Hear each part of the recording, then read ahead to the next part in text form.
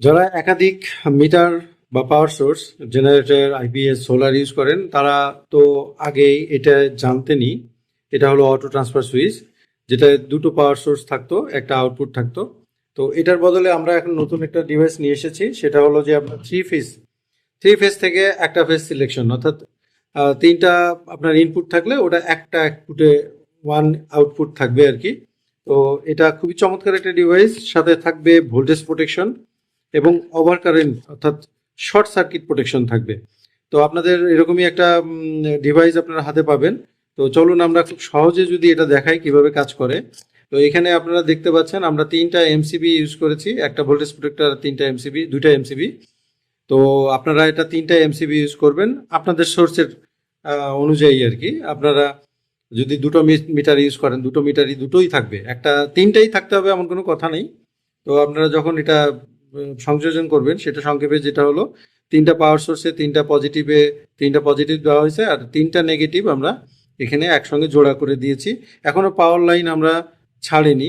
এভাবে ডিস্ট্রিবিউশন মানে এভাবে সংযোগের পরে এরকমভাবে আপনাকে ভোল্ট দেখাবে। এখন এখানে অফ দেওয়া আছে, অন করলাম। ধরেন এটা মেইন পাওয়ার সোর্স, লোডশেডিং হলো,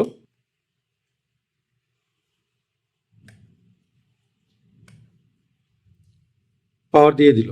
ধরেন আবার এটাও যদি আবার লোডশেডিং হলো,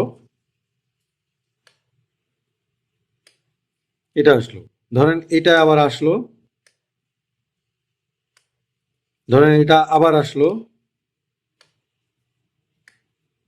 ধরেন এটা নাই, এটা গেল।